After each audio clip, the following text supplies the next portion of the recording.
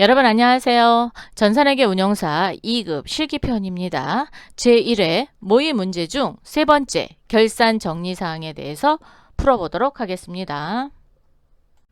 결산 정리사항에 대한 내용을 먼저 살펴보도록 하겠습니다. 출제 범위는 수동결산과 자동결산 나누어져 있습니다. 그런데 자동결산을 안 하고 수동결산으로 해도 상관은 없어요. 네. 자, 수동결산에는 가장 대표적인 게 손익의 정리가 있겠죠. 그래서 미리 지급한 비용을 정리하는 것, 즉 자산 처리하는 거죠. 그래서 선급비용 정리. 미리 받은 수익은 선수수익, 그래서 얘는 부채. 미수수익은 아직 받지 않은 수익, 자산. 미지급 비용은 지급해야 되는 비용인데 아직 지급하지 못했어요. 그래서 부채. 이렇게 올해분 아니면 차기분에 대해서 자산 처리하거나 부채 처리하는 거를 손익의 정리. 소모품의 미사용 정리는 소모품을 사갖고 있을 때 재고를 조사를 해서 사용하지 않은 것만큼만 자산 처리하게끔 되어 있어요. 그래서 소모품의 미사용 정리는 자산 처리. 그러면 소모품의 자산명은 소모품이 되는 거고 비용은 소모품 B가 됩니다. 그래서 자산 정리. 유가증권에 대한 평가. 유가증권에 대한 평가는 공정가액 또는 공정가치로 평가를 합니다. 그래서 결산일 현재 공정가치 또는 공정가액으로 평가를 하고요. 현금 과부족, 즉 임시계정에 대한 정리분계도 이때 모두 합니다. 임시계정은 현금 과부족, 가지급금, 가수금 이런 것들이 있겠죠. 그런 정리 분계를 모두 수동결산. 수동결산은 일반 전표 입력을 통해서 합니다. 자동결산은 프로그램을 이용을 해서 전표를 추가함으로 인해 자동으로 생성시키는 걸 이야기합니다. 자동결산의 가장 대표적인 게 감가상각비 계상입니다. 감가상각비 계상은 고정자산 등록 메뉴를 통해서 등록되어 있는 모든 비유동자산에 대해서 즉 유형자산과 무형자산에 대해서 감가상각비를 계산을 해서 그 감가상각비를 결산자료에 반영을 시켜서 전표를 넘기는 걸 얘기하죠. 그래서 감가상각비 계상, 매출채권, 대손충당금 설정. 매출채권뿐만이 아니라 일반 채권에 대해서도 대손충당금 설정합니다. 그래서 매출채권의 대손충당금은 대손상각비로 정리하고 기타 채권은 기타의 대손상각비로 정리합니다. 상품매출원가 계산하죠. 자, 상품매출원가를 계산하려면 그렇죠. 기말재고액을 알아야 돼요. 그래서 기말상품 재고액을 구해서 기말상품 재고액은 수불부를 통해서 마감을 합니다. 출제 문항수는 7문항이 해당이 되고요. 각 4점 해갖고 28점을 획득할 수 있습니다. 프로그램에서 활용되는 메뉴는 일반 전표 입력이 OK, 수동결산이죠. 자동결산은 결산자료 입력을 통해서 입력을 합니다. 감가상각비 계상할 때 사용되는 게 원가 경비별 감가상각 명세서. 합계잔액시산표에서는 잔액시산표니까 그렇죠. 매출채권의 잔액을 알아볼 때, 즉 대손충당금 잔액을 알아볼 때 가장 많이 또 사용을 하고요. 재고자산 수불부하고 재고자산 명세서는 기말상품 재고액을 구할 때 활용이 됩니다. 다만 재고자산 수불부를 마감을 해야지만 재고자산 평가 명세서에서 재고액을 구할 수 있어요. 그래서 여기는 수량과 기말, 기초, 매입, 기말 이렇게 되고 여기는 자산별 금액, 기말 재고액이 나옵니다. 자, 이렇게 해서 활용을 하고 결산 정리 사항에서 주의할 사항이 있어요. 첫 번째는 수동결산을 먼저 하셔야 됩니다. 자, 먼저 뭐부터 한다? 수동결산 먼저 다 하고 나서 두 번째로 자동결산은 결산자료 입력 메뉴로 입력을 하고 반드시 전표 추가. 제가 강조를 하고 있어요. 전표 추가를 하지 않는 경우에 자동 결산에 넣었던 문제 3문제 정도를 그냥 다 틀리게 돼요. 그러면 12점이 깎이게 됩니다. 그렇기 때문에 반드시 전표 추가하는 거 잊지 마세요. 그래서 자동 전표를 생성시킨 후 제대로 생성을 시켰는지를 일반 전표 입력 메뉴에 가셔서 12월 31일자로 조회하여 확인을 합니다. 이때 확인하는 게 상품 매출원가, 감가상각비, 대손 충당금 또는 퇴직급여 충당 부채 이런 것들 확인하시면 될 것 같습니다. 그럼 문제 풀어보도록 하겠습니다. 문제 3. 다음 기말 12월 31일 결산 정리사항을 회계 처리하고 마감하시오. 첫 번째 문항입니다. 장기 보유 목적으로 보유하고 있는 기린, 주식회사 기린의 주식 공정가치는 400만 원이다. 그럼 우리 회사에 가지고 있는 장부 가치를 알아야 될 거 아니에요. 자, 그래서 합계잔액시산표를 한번 열어보도록 할게요. 회계 모듈에 전표 입력 장부, 합계잔액시산표 또는 결산, 재무제표원의 합계잔액시산표 클릭해 주세요. 12월 31일입니다. 장기 보유 목적이니까 투자자산이죠. 자, 투자자산에 기타 포괄손익, 공정가치 측정, 금융자산, 비유동을 더블 클릭하겠습니다. 자, 전월에 넘어온 전월 이월은 없고요. 지금 딱 하나만 있습니다. 그러면 이게 주식회사 기린이 되겠죠. 만약에 거래처 이름과 적요를 적었다 하면 쉽게 찾을 수 있는 그런 데이터가 되겠습니다. 자, 370만원짜리가 400만원이 됐답니다. 그러면 이익 볼까요? 손해 볼까요? 30만원 이익 봅니다. 자, 30만원 평가 이익이에요. 얘는 그냥 이익이 아니라 평가 이익. 30만원만큼만 정리를 해주시면 됩니다. 회계 모듈에 일반 전표 입력 클릭. 12월 31일로 조회를 하시고요. 차변에 기타 포괄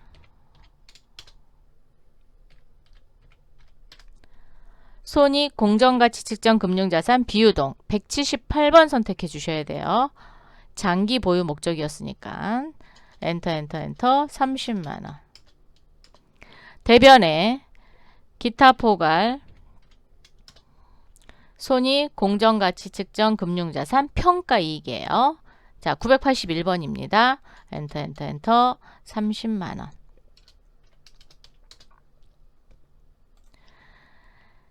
기타 포괄 손익, 공정가치 측정, 금융자산, 비유동이 30만원 그만큼 장부 금액이 늘어나고요.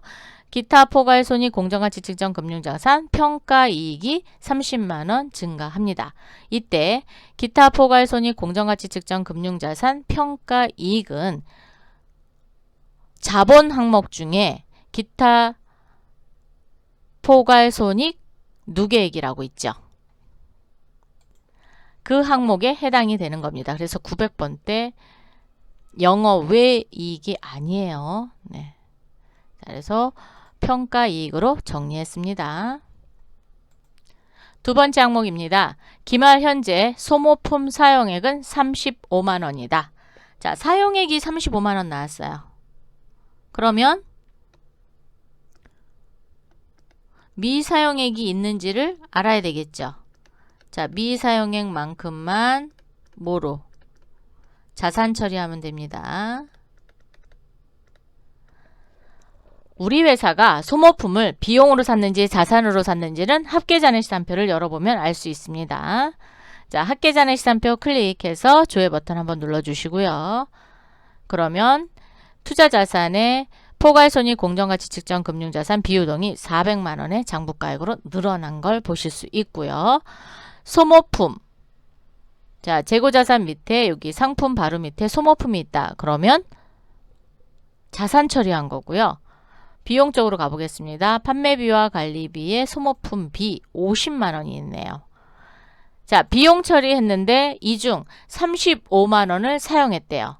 그럼 50만원에서 35만원을 빼니까 15만원만큼 미사용액이 나왔죠. 15만원에 대해서 차변의 소모품, 대변의 소모품비로 정리하시면 될 것 같습니다. 자, 일반 전표 입력. 차변의 소모품 15만원, 대변의 소모품비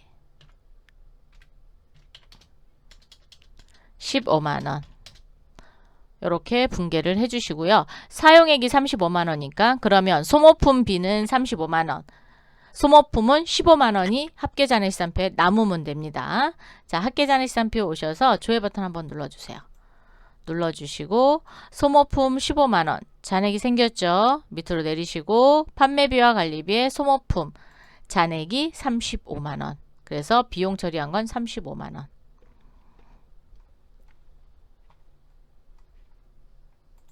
세 번째 문항입니다. 업무용 토지를 3천만원으로 재평가하다. 업무용 토지라는 건 그렇죠.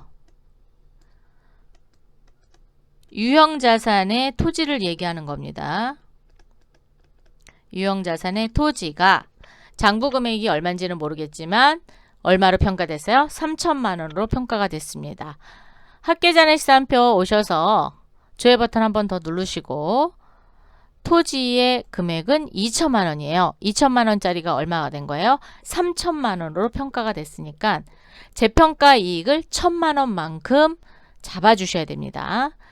자, 그러면 일반 전표에 12월 31일 차변에 토지 갑니다.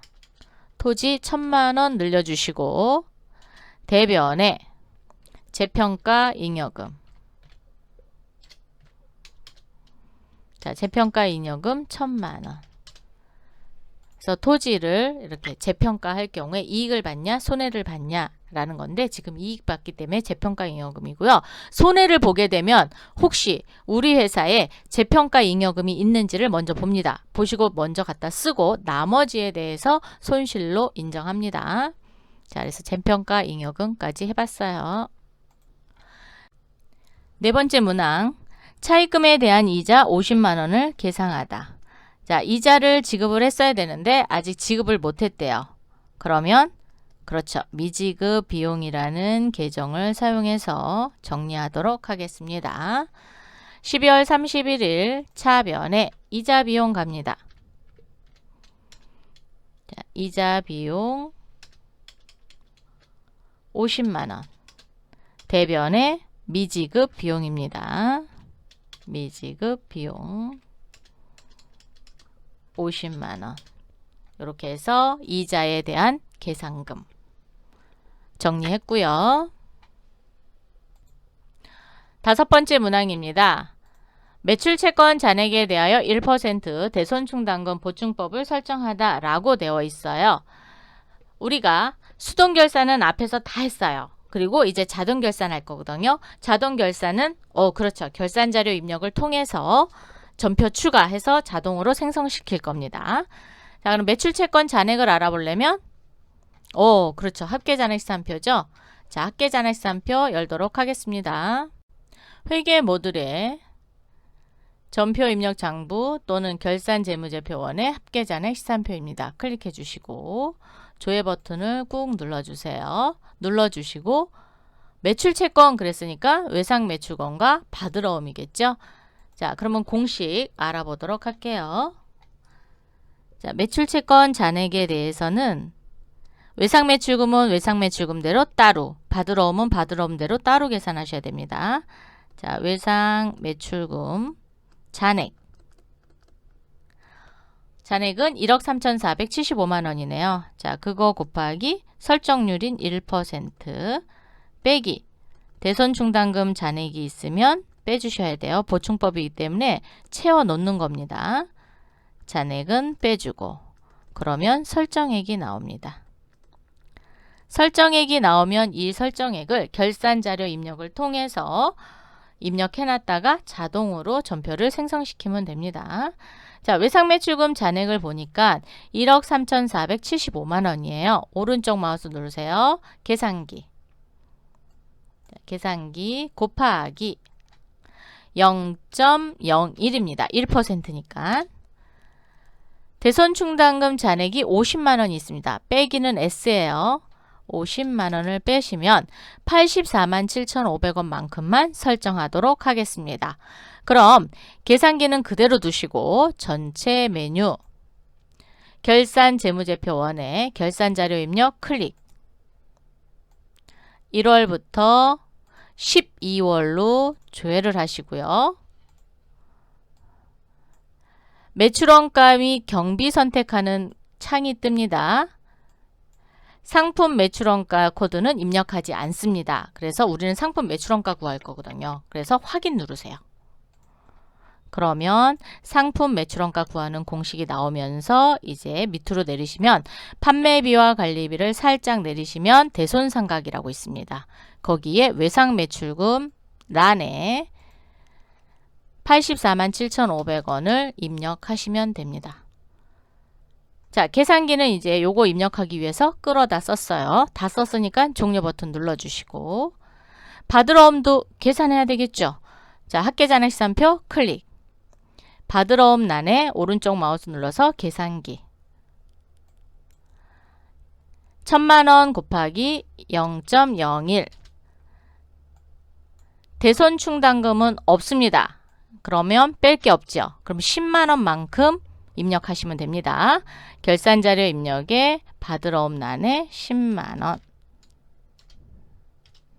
이렇게 입력하시면 매출채권 잔액에 대해서 모두 설정했습니다. 6번째 문항입니다. 모든 비유동자산에 대하여 감가상각비를 계상하다. 비유동자산이니까 유형자산과 무형자산에 대해서 모두 다 하셔야 돼요. 고정자산 등록이 이미 되어 있을 겁니다.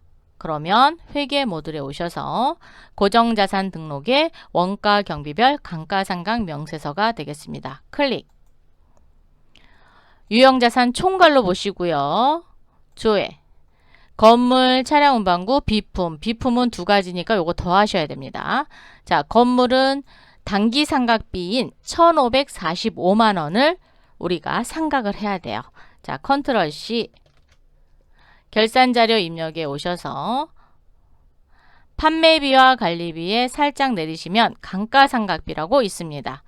건물란에 컨트롤 V 1,545만 원 입력했고요. 원가 경비별 감가상각 명세서 다시 오세요.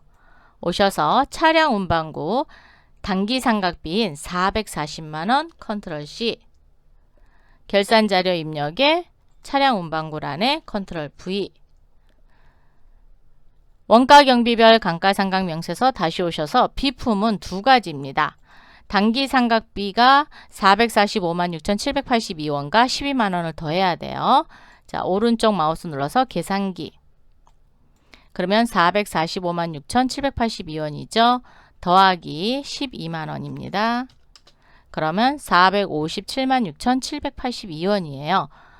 결산자료 입력에 오셔서 여기 비품란에 요 금액 그대로 칩니다. 457만 6,782원.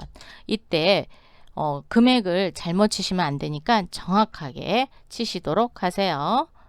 자, 이렇게 해서 모든 비유동, 무형자산 안 했네요. 보러 가겠습니다. 원가 경비별 감가상각 명세서 무형자산 총괄에다 놓고 조회 버튼 눌러서 없답니다. 그러면 입력 안 하셔도 되는 거죠. 7번째 문항입니다. 기말 상품 재고액, 상품 재고액을 입력하고 결산 처리하다. 단, 재고평가는 선의선출법으로 한다라고 했어요. 그러면 두 군데를 갔다 와야지 돼요. 그죠? 자, 물류관리 쪽에 오셔서 재고자산 수불부를 먼저 마감하셔야 됩니다. 자, 재고자산 수불부 클릭. 마구 엔터 해주세요.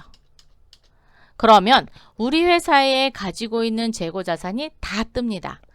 다 뜨고 오른쪽에 기능 모음을 열으셔서 평가 방법 클릭. 상품에 대해서 선의선출법 적용한다니까 되어 있는지 확인만 하시면 돼요. 그리고 적용 눌러주셔도 되고요. 마감을 누르신 후 일괄 마감하도록 하겠습니다. 5개의 품목을 모두 마감할 거기 때문에 일괄 마감. 나머지는 그대로 두시면 돼요. 자, 확인. 마감이 됐습니다. 그리고 마감 여부에 여라고 되어 있으면서 무라고 되어 있는 건 들어온 것도 없고 나간 것도 없기 때문에 무예요. 자, 그래서 모두 했고요. 전체 메뉴 클릭하셔서 재고자산 명세서를 클릭합니다. 12월에 마감을 했기 때문에 재고 금액은 12월로 보셔야 돼요. 자, 12월로 엔터 합니다. 그러면 상품에 대한 자산별 합계는 1억 700만 원이 기말 상품 재고액이 되겠습니다. 자, 컨트롤 C. 결산 자료 입력에 오셔서 상단으로 오시면 상품 매출원가 10번 란에 기말 상품 재고액 란에다가 컨트롤 V 하셔서 1억 700만 원을 하시게 되면 상품 매출원가는 8,200만 원이 될 겁니다. 자, 이렇게 해서 수동결산과 자동결산을 모두 처리하고 난 다음에 자동결산에서 전표 추가 잊지 마세요. 전표 추가 예. 확인. 회계 모듈에 오셔서 일반 전표 입력 12월 31일 클릭.